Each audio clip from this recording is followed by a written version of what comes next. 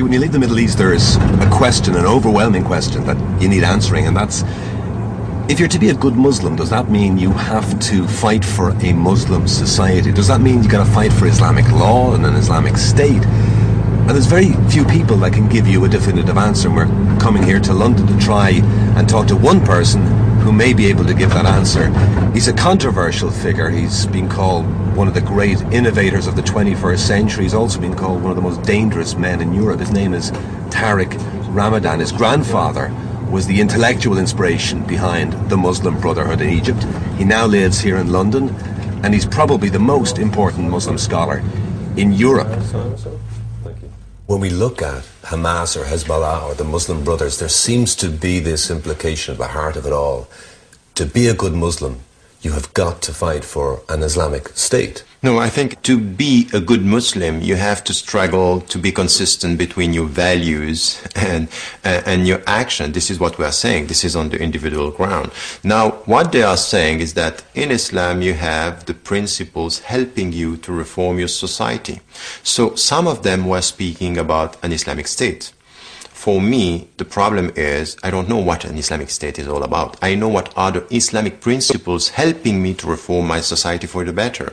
So when we speak about political Islam, you have people, they are radicals, they are ready to kill, they are violent. There's one kind. We condemn that. Now you have people coming to an understanding of what Islam is all about, and we have to listen to them. If they don't advocate violence, if they say that we are respecting the law and the legal framework and democracy, let them in and listen. In the West, it would seem to us that Hamas or Hezbollah or the Muslim Brothers would in some way enforce modesty on women. They would suppress homosexuality, things obviously which again scare the daylights out of a lot of Westerners. Is that what political Islam is about? No, it's not, and we have to be strict. You know, when the Islamic Revolution took place in Iran and they imposed, you know, the headscarf on the woman, said, no, this is not this is not Islamic. We cannot just impose, because Islamically speaking, you cannot impose on a woman to wear the headscarf. As according to the human rights, you cannot impose onto her to take it off. But a lot of people will say there's going to come to a point where, with all the mutual respect and dialogue, we are going to get to that critical point where there will be a fundamental difference about church and state, about the role of religion in public life. The problem is in our minds, because many Europeans think these Muslims are confusing between religion and public sphere, so at one point there will be a clash. I think that this discourse should be reassessed and rediscussed, because the consequence of this perception could be very damaging for all of us.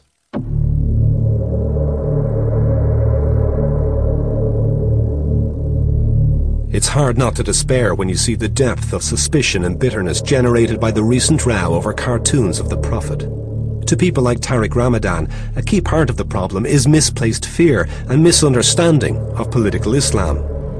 But on the other side of London, we met Ramadan's polar opposite, Iranian dissident Maryam Namanzi. She believes recent history has given us plenty of good reasons to fear the mixture of politics and Islam. It's fine for the political Islamic movement to hang girls from city centres, to stone people to death, to impose sexual apartheid. Those are not offensive, but a caricature is offensive. When they're having this dialogue in the West, they're suddenly, you know, they take this position where, you know, try to understand our position. We have a right to these beliefs. My hijab, my right. My faith school, my right. Of course, people have a right to their beliefs. What's happened, though, is that there's a political movement behind it that's using Islam as its banner, and that is imposing the Quran, the Hadith, the Sharia law on people's lives to the point where we're having women being stoned to death in the 21st century. It's an outrage. Hopefully, we're going to see Islam and political Islam go back into the hole that it belongs in. I'm sorry.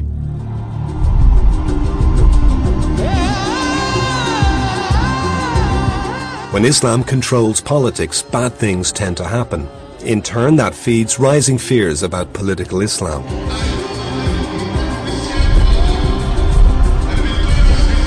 But where East meets West, there's a glimmer of compromise.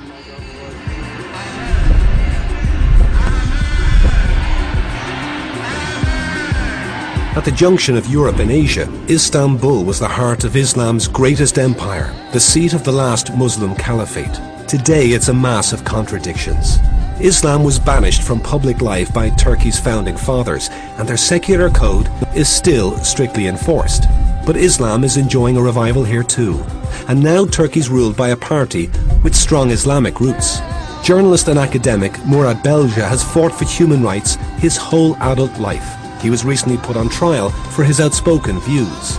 He's the last person you'd expect to defend political Islam, and yet he sees signs of hope in Turkey. You have dangerous, doctrinaire kind of people, Muslim or communist or whatever, when you have an intolerant, undemocratic society. When you have democratic traditions and social flexibility, political flexibility in a country, then political traditions become drawn to the center, so that the doctrinaire political figures are marginalized, and that can only be done through democratic principles. The Turkish experience can be an example. But in truth, it's still far too early to say that Turkey has struck a lasting bargain between religion and democracy. Many secular Turks fear a rising Islamic tide will gradually overwhelm their Western freedoms.